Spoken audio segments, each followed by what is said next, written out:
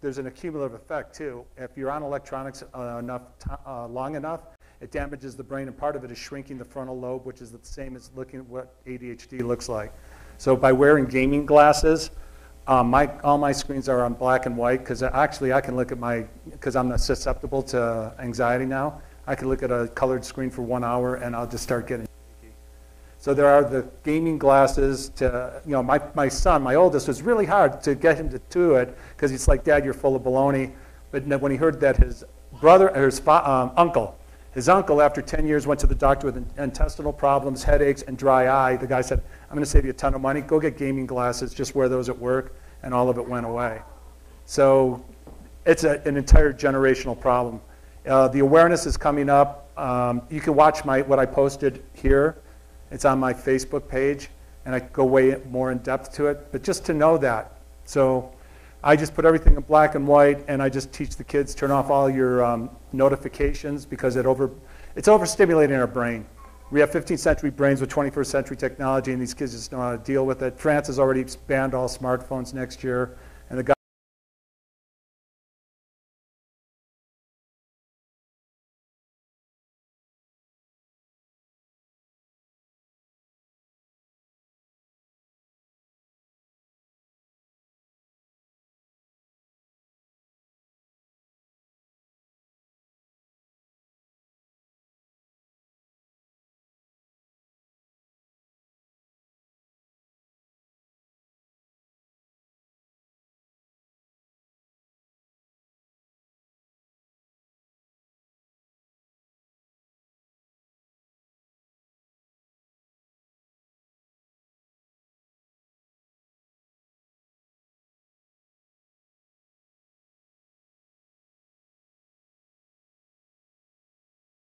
had a lot of anxiety. My coach asked me to look into your eyes the whole time. If it gets uncomfortable, just let me know. But as you do this, it's amazing what starts to happen, because it releases oxytocin in our brain, which is the trust hormone, which is stronger than the addiction of dopamine. I mean, I don't have time to go into all of it. If you ever want to just call me, I'll walk you through it all. So, also with kids, you guys, I don't know, or with your spouses. Every single time you talk to them, the most important person on the planet is the one who's in front of you. So if you're with your spouse, and you started doing this a lot more, right? To just get down and to be able to look them straight in the eyes, not to play with your phone, not to be distracted, that's the best thing physiologically that you can do. And I was just with 2 PhDs, the guy who wrote Men Are From Mars, and another PhD. They said, Bob, everything you're talking about is right on. Connection is what is going to help us to feel better and to calm our kids down. Little children should never see a colored screen once, period. So, I mean, it's so radical, but that's what's going on. A whole generation is now with ADHD. So I want to tell you one little story with a 4-year-old. She had 2 big baggies of Legos, and they were all over the floor. She was over at our house, and she's ready to walk away. And I've learned that always show up as your authentic self, get connected, and watch for that new inspired thought. So I said, hey, would you like to clean those up before you leave? What 4-year-old would it, right?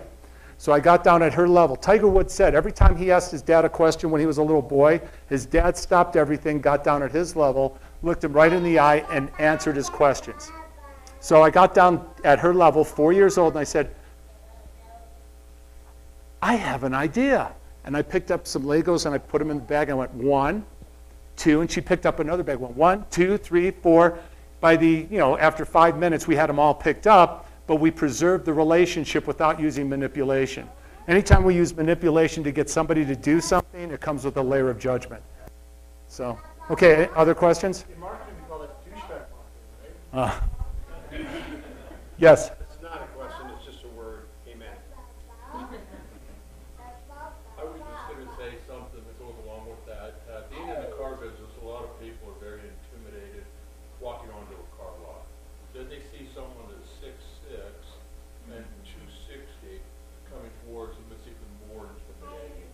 I would first have them sit in the car, then I would kneel down, and I'd get on eye level with them. So what you're saying, it works with adults, it works with everyone. You have to get on the same level, the eye level, talk in a calm, quiet, peaceful voice, and I make more friends and more money by doing that than standing above and towering to show them who's the biggest. And I talk on this because it saved my life. I went 4 or 5 years where there were many days I went, I'll wait till tomorrow. I'm going to hang in there for today, I'll wait till tomorrow. And then one day that started to lift, and it's all over, you guys. When I'm speaking in schools, I had this kid come down. He's a big football player, real handsome kid, and he's looking down at me, and he's got tears in his eyes. He goes, I didn't know other people had this darkness in their head. I told my dad, and he said, just buck up and don't be a baby. He goes, now where do I go? And right now, Utah has the highest suicide rate in the entire nation. And we also have perfectionism, which is another part we just don't have time to talk about. But it's all over the place in schools all over the country. Okay, other questions? I wonder if I have any closing stories. All right. A joke? Well, some of them already heard my other jokes. I don't know if I have any brand new ones. What about maybe an example of this connection technique that works that everybody's just praising you for? Do you have time for that teaching? Do you want me to take 4 more minutes? Okay, who saw me do this last time? I want to just see who's brand new. Who saw me speak already? Okay, so almost everybody's brand new, so I want to show you. And then do this with everyone, with people that you trust. Start practicing it, it'll quiet you down. Now, it took my kids a few months for them, because it's hard for our kids to look us in the eyes like this, because there's got to be trust. And if there's a lot of pain back here, or if there's a lot of, they're not going to feel comfortable.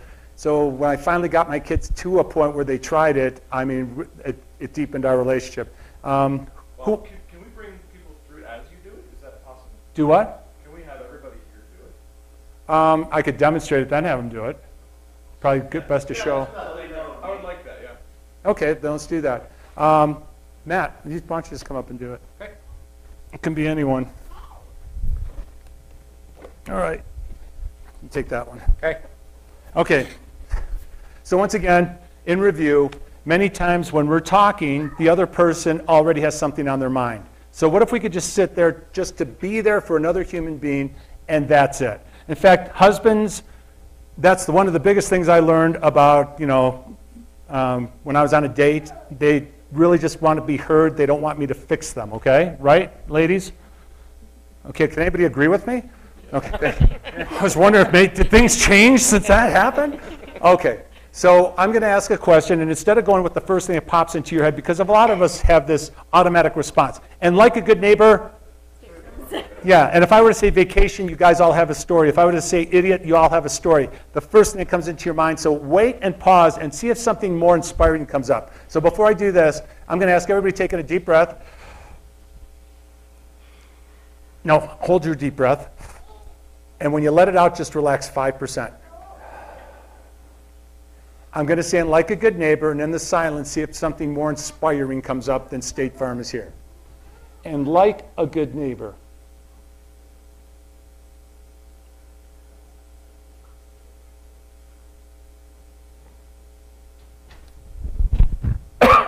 Okay, who had something more inspiring that you'd like to share? Uh-huh. I'd like a good neighbor. Well, I've never heard it put that way before. Oh, you'd like it. I'd like a good neighbor. Oh, you like a good neighbor. Anybody else? And that's good. Yes? They're there to help you. Right. But you see how there's more inspired things underneath if we don't just go with this automatic synaptic habitual response. Okay? We have inspiration in there if we just give it time. You guys, when I spoke up at BYU, I told the kids, when you're praying, shut up.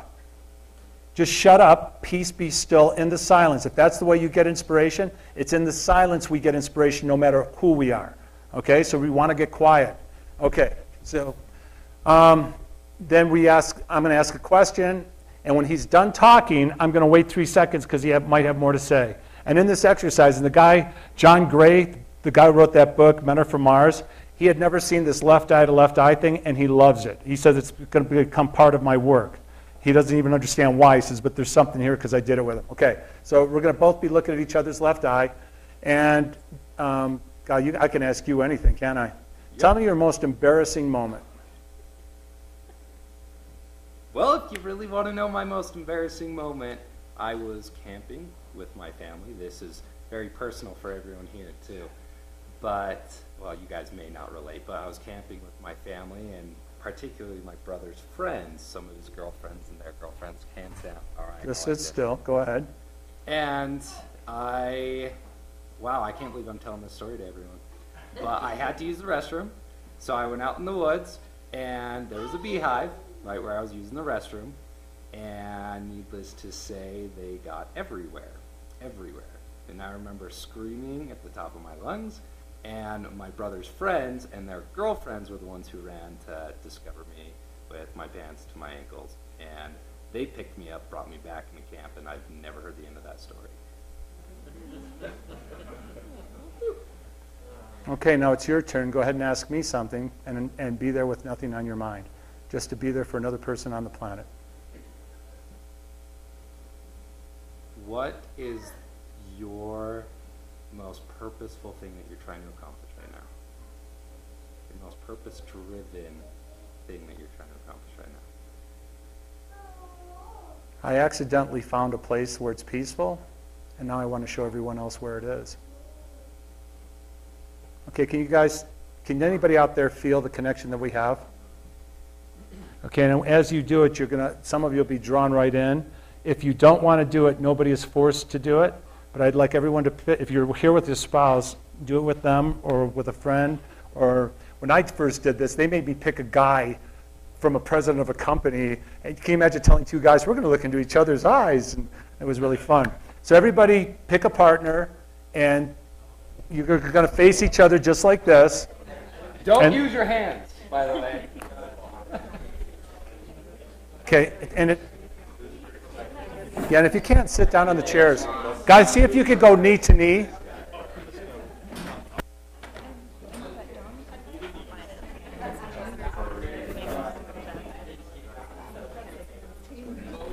Okay.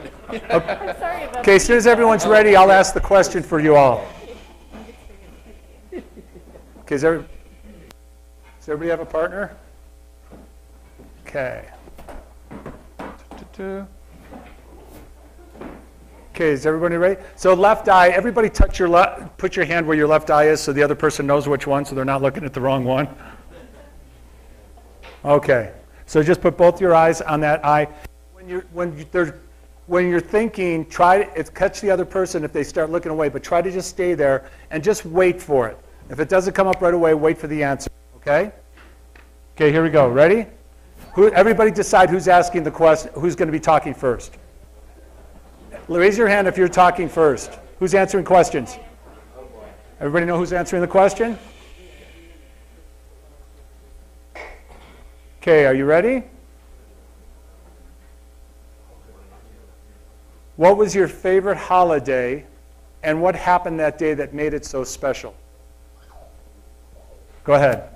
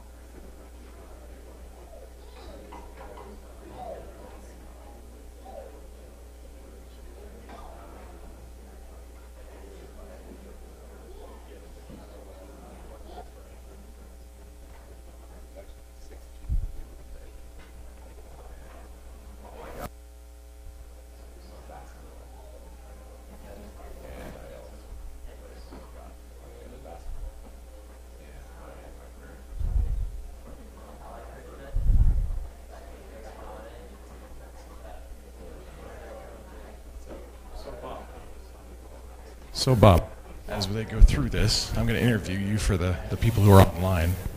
Let me change it. Yes, go ahead. Okay. So tell me about the power of what this does and how this helps connect. Well, in the connection, it releases oxytocin, which is the trust hormone, which is stronger than the dopamine of addiction. And human connection, it actually, those types of things settle us down, and it's good for us to be connected every single day. Hold on a second. Okay, everybody switch to the other person now. And we'll make it a new question. You ready? Okay, everybody ready? Because we're going to be moving on. Okay. How did life turn out different than you thought it would? So these are some pretty deep questions. So when did you first figure this out? How to do this? When my coach had me do it with him.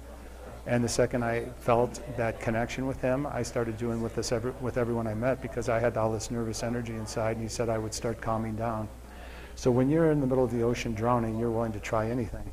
I was willing to put 5 rocks in my pocket and pull them into my other pocket if that would have done it.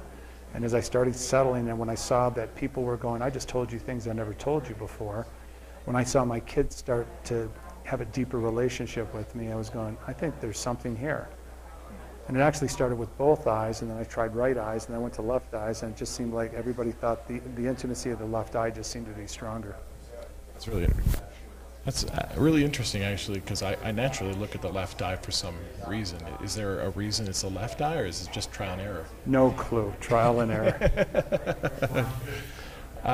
That's great.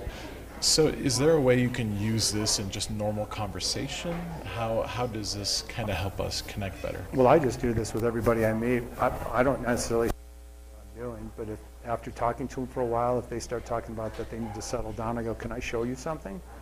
And then they're open to it, we do it. If they're not open to it, I just go, that's okay. Do you find a lot of people who are uncomfortable looking you in the eye like I am right now, like we do in this? Sometimes. In these groups? And if they don't want to, it's okay. I don't force anyone to. It's when they're ready. Because when I first did this with my psychiatrist, I couldn't look them in the eye without feeling rage. Right. So it's different. So for those of you who are out there who haven't tried this, let us know how comfortable you are with connection and how connected you get with other people. Let us know maybe if you can see this helping you in your connections. Because this is for me, this is a very powerful process that you can go through. And if you can find someone else in your life that you can go through this process with, I think it can create a lot of connection for you. Is there anything else you'd like to tell people at home? I will as soon as we have everybody turn. I'll just get everybody's attention. Okay, everyone, back forward. Hello, hello. Okay, I have a question. How many of you feel closer to the person than you did when you started? Can I see your hands? That is, first of all, right off the bat, one of the most powerful things that you can see. Remember the questions I asked? Is it possible the most important person on the planet is the one right in front of you?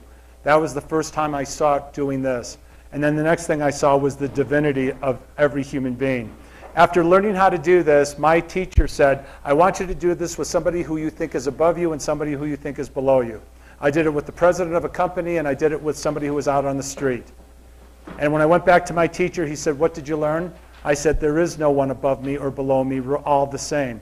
I said, why didn't you tell me that before? He goes, Bob, you needed to see it yourself. A couple things happen. You'll notice that your brain slows down when you do this. The thinking slows down. I had a former NFL football player who started out speaking 200 miles an hour. After 15 minutes of this, he goes, dude, you're blowing my mind. So people actually will feel and see the difference. But the thing is, don't walk out of here and don't ever do it again. With little kids, always get down there and your toddlers and look them in the eye. Your teenagers may give you a hard time right now, but do this with your spouses, do this with the people you love, and that love will grow, and it just opens up your heart. So I do want to end with one last thing. This is one of my favorite quotes. Oh, it's not up there. Oh, let me plug this back in. When I go into these schools, I try to teach these kids that your worth is not tied into how many likes you have. I tell them you've been hoodwinked. Has nothing to do with your... In fact, it was kind of funny. 3 years ago, I walked into one school, and the kid goes, "You're nobody." I go, "What do you mean?" He goes, "You don't have anybody following you on Instagram. You're nobody." I said, "I've been speaking for 30 years. He goes, "Yeah, right." So I asked my audiences to start following me on Instagram. Memory. Now I don't even know if I want them to, because I don't want kids scrolling, because that's called a variable reward. But I try to help them understand that they're of great worth. So let me finish with this. Our deepest fear is not that we are inadequate. Our deepest fear is that we are powerful beyond measure. It is our light, not our darkness, that most frightens us. We ask ourselves, who am I to be brilliant, talented, gorgeous, fabulous? Actually, who are you not to be? You're a child of God. Your playing small does not serve the world. There's nothing enlightened about shrinking so that people around you won't feel insecure. You were meant to shine like children do. You were born to make manifest the glory that's in you. It's not just in some of us, it's in everyone. And when you let your own light shine, you unconsciously give other people permission to do the same. As you are liberated from your fear, your courage liberates others. You guys, it's been an honor. Go out there and get connected and change the world one person at a time. Thank you. Thank you.